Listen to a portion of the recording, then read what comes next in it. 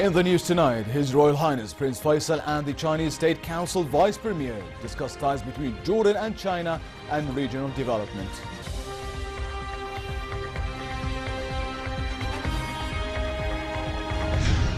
The Joint Jordanian-Kenyan Trade Committee concludes a meeting and agrees steps to boost cooperation in various fields.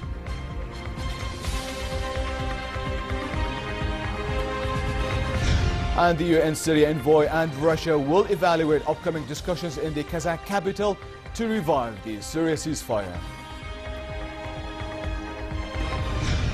Good evening and welcome to the news at 10. His Royal Highness Prince Faisal ibn al-Hussein, the Regent, welcomed Vice Premier of the Chinese State Council Liu Yangdong, who conveyed to him the greetings of Chinese President Xi Jinping to His Majesty the King. The meeting at Zahran Palace, attended by Royal Court Chief Faiz Tarawne, focused on means to forge closer ties between Jordan and China in economic and other sectors. They also spoke about efforts to revive Palestinian-Israeli peace negotiations in line with the two-state solution, the Arab Peace Initiative and international legitimacy resolutions. Efforts to fight terrorism and extremism that threaten global peace and security were also discussed. Also welcoming the Vice Premier of the Chinese State Council and her delegation, Prime Minister said the visit coincides with the 40th anniversary of Sino-Jordanian relations. Mulki said the two sides will discuss means to further boost political, economic and trade ties and regional and international developments. He stressed the need to take advantage of the opportunities available to further enhance trade and investment relations.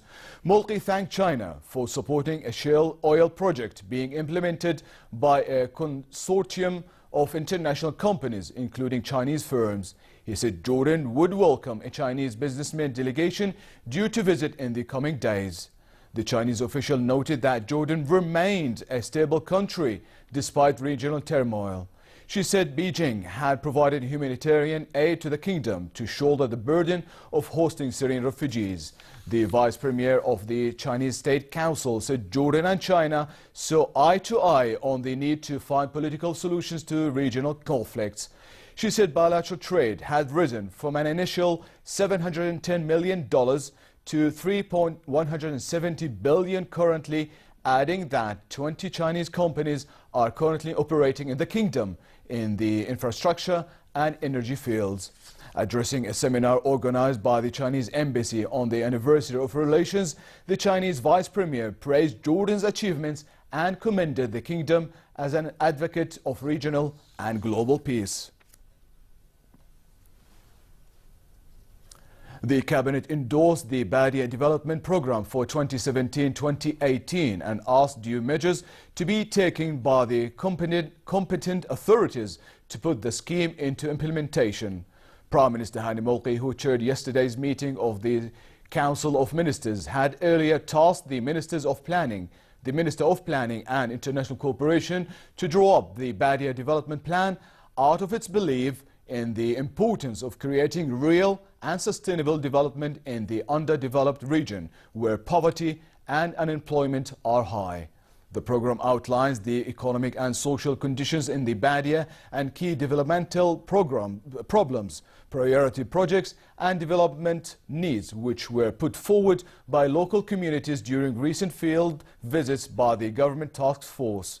The Cabinet asked the Ministers of Finance and Planning to seek the necessary funding to carry out the three-year development program, estimated at a cost of 54.7 million dinars. Prime Minister Hani Mulki instructed the Ministers of Justice and Health to take the necessary measures to incorporate judges into the health insurance system of ministers, Senate and MPs. The order was made upon a recommendation by the Royal Committee for Developing the Judiciary to enhance the rule of law for health insurance for judges. The Joint Jordanian-Kenyan Trade Committee ended a meeting chaired by Minister of Industry, Trade and Supply Ya'rub Yaqudha and his Kenyan counterpart Adan Muhammad. The committee stressed the importance of boosting cooperation in various domains and built on a landmark visit by His Majesty King Abdullah to Kenya in September, where he held talks with Kenyan President Uhuru Kenyatta. Quda said the talks underlined the progress made in cooperation, referring to trade and economic agreements the two countries had signed. He said the Joint Committee had looked into the prospect of launching a free trade zone between the two countries. During a visit to the Muaggar industrial state, the Kenyan minister said King Abdullah's Kenya trip had given fresh momentum to economic and trade relations. My visit here is a follow-up to the meeting by His Majesty the King to Kenya last year, and a trade and business delegation from Jordan that came to Nairobi in December last year. Today we have signed an agreement on Joint Trade Commission to further the engagement that we've had with Jordan, both the government and the Ministry of Commerce and Industry and the business community. So having meetings with the Chamber of Commerce for both Jordan as well as Amman. And the important thing is to see how we can extend the level of trade and investments between our two countries. And in the agreement that we signed, which is the Joint Trade Commission, have a lot of details on issues that we need to enter into a memorandum of understanding, whether it relates to trade, investment, tourism, energy, issues of movement of people between our respective countries, and so many others. Education Minister Omar Razaz visited a school in the East Amman district of Marka, where 3 teachers were hospitalized after being attacked by locals. He said the prestige of both the school and the teacher are part of the state's prestige, vowing zero tolerance with the perpetrators through the judiciary. The minister praised the Interior Ministry and security forces for their swift response to the assault, which he called alien to our society and traditions. The teachers' syndicate and the school staff demanded that the full force of the law be applied to protect the teachers. The Al-Marqab Boys School in Marka was attacked by parents of students, in which the 3 teachers were hurt and rushed to hospital for treatment. Security authorities opened an investigation into the incident. The Ministry of Water and Irrigation signed a grant agreement with the European Union to build 5 solar power plants in the main pumping stations and to improve energy efficiency in operational stations and wells nationwide. The €30 million agreement aims to reduce the water sector's electricity bill through reliance on renewable energy technology. It's also intended to preserve the environment and reduce energy costs for the water sector. Minister of Water and Irrigation Hazem al-Nasser stressed cooperation with the European Union, noting continued EU support to the water sector to enable it to deal with the exceptional situation in the kingdom. And the purpose is to help Jordan make savings in the cost of pumping water. For the moment, a lot of electricity is used in getting the water out of the ground, and we're making the connection with the solar potential that exists in the country. So through this project implemented by the European Bank for Reconstruction and Development, it will be possible to use solar energy in order to get the water out of the ground much cheaper. So this is one advantage. The second advantage is that this will also reduce the emission of CO2, of carbon dioxide, into the atmosphere, ensuring that there is better care for the environment and less climate change. So this will reduce the electricity costs significantly. 35,000 kilowatt hours electricity will be generated by solar power. It will reduce emissions, 23 million tons less CO2 emissions through this project alone. And I think it will set a new standard of how Jordan can use the energy of the sun for pumping water, which is the biggest cost in the water sectors. The Palestinian leadership welcomed U.S. President Donald Trump's invitation to Palestinian President Mahmoud Abbas to meet in Washington on May 3rd. The White House spokesman told reporters that the two leaders will use the visit to reaffirm the commitment of both the United States and Palestinian leadership to pursuing and ultimately concluding a settlement to end the Palestinian-Israeli conflict. At the United Nations, the United States, which holds the rotating presidency of the Council for the month of April, seeks to shift the focus in the UN monthly meeting on the Middle East. U.S. Ambassador to the UN, Nikki Haley, has criticized the UN and the Security Council for what she called a bias against Israel. Israel's ambassador to the UN welcomed the efforts to widen the scope of the Security Council meetings and focus on the real dangers in the Middle East, as he put it. The UN mediator for Syria said he would hold talks with Russian Deputy Foreign Minister Gennady Gatilov in Geneva on Monday. He said the United States had declined to take part in any trilateral meeting for now. De Mistura said they will evaluate upcoming discussions in the Kazakh capital, Astana, aimed at reviving the tattered ceasefire and prospects for convening talks in Geneva between Syria's warring sides in May. The envoy said his team had just taken part in technical talks in Tehran in preparation for the Astana talks organized by Russia, Iran and Turkey. UN humanitarian advisor Jan Egeland said all sides have flagged their readiness to allow aid convoys to reach Douma and later other besieged towns in the eastern Ghouta province near Damascus. The besiegement has become much worse of late. The prices are going through the roof in these places, or we get reports that there is no bread or wheat even on the market at all. So it's very, very urgent that we get to eastern Ghouta.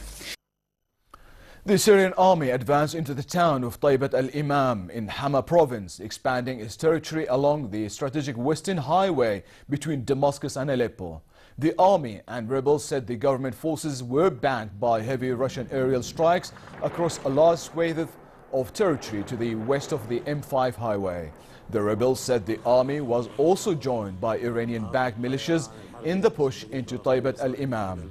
Dozens of aerial strikes also hit the nearby towns of Halfaya and Latamne, which rebels had seized only last month. The Syrian Observatory for Human Rights that monitors the war said the army had now taken the town after a grand assault that caused losses on both sides after days of heavy bombing.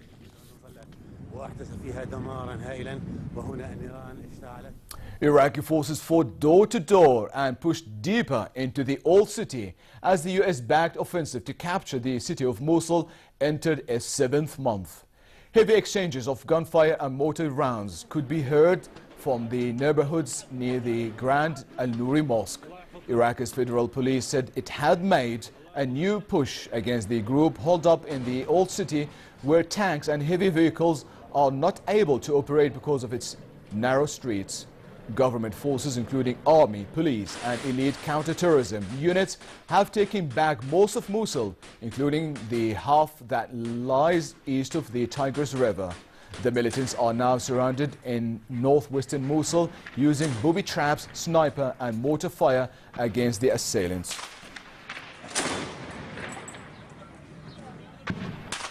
US and South Korea air forces conducted a joint drill as tensions mount on the Korean peninsula. Tension has escalated sharply amid concerns that North Korea may soon conduct a 6th nuclear test. Although most of the world agrees that Pyongyang needs to be dealt with, how exactly that happens is also causing a stir. Here's more. North Korea warned the United States of a supermighty preemptive strike. It was responding to US Secretary of State Rex Tillerson's remark that Washington is looking at ways to bring pressure to bear on North Korea over its nuclear program.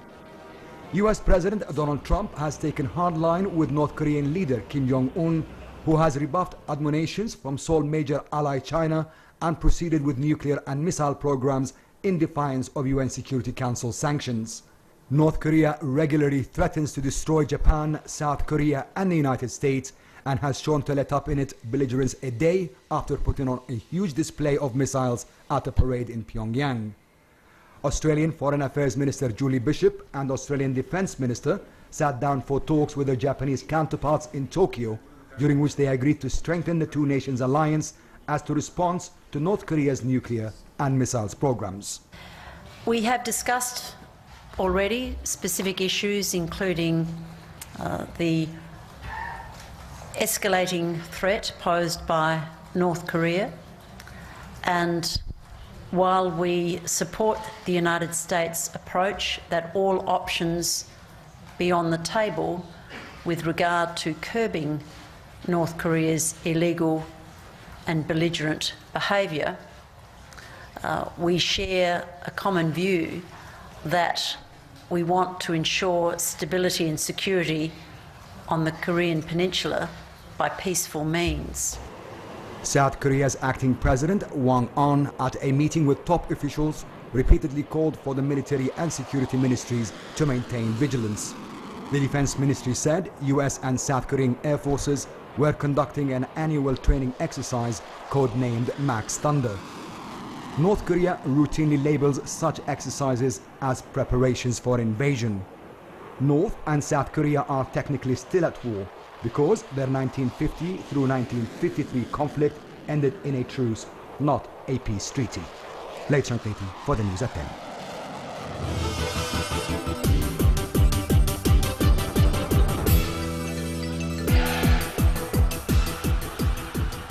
Spaniard Albert Ramos dumped world number 1 Andy Murray out of the Monte Carlo Masters 2-6, 6-2, 7-5 after firing back from 4-0 down in the final set to take his place in the quarterfinals. Ramos ranked 24th in the world and the 15th seed ripped through the second set in 36 minutes and refused to give up after the Scot had romped to a 4-0 advantage in the third with victory. Murray, who suffered an elbow injury in March and made his return from a 5-week layoff after a first-round bye, won the opening set in 48 minutes before losing concentration. Serena Williams, the best women's tennis player of this era and one of the world's most prominent athletes, confirmed that she is expecting her first baby later this year. Williams has not played a match since winning her 23rd Grand Slam singles title at the Australian Open in January, when she was already close to 2 months pregnant. More major titles will have to wait, as her spokeswoman said Williams would miss the rest of the 2017 season and she intends to return to the circuit in 2018.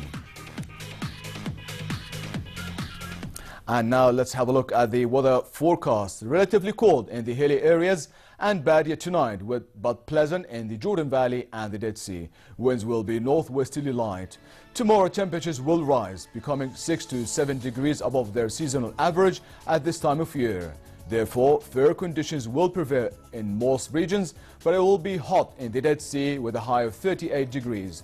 The Gulf of Aqaba should expect a sunny Friday with a high of 35 degrees, northerly winds and calm seas. Next are the lows and highs for tonight and tomorrow.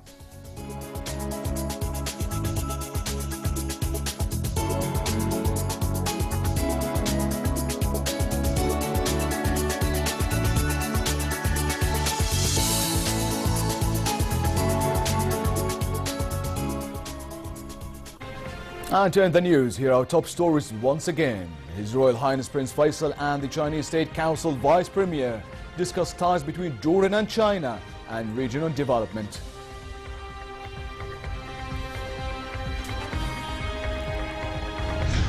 The Joint Jordanian-Kenyan Trade Committee concludes a meeting and agrees steps to boost cooperation in various fields.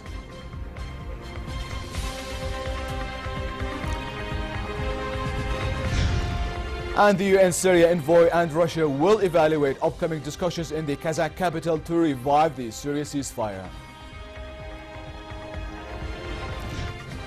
And with that, we come to the end of tonight's news. I'm Leo Balkar. Have a lovely weekend.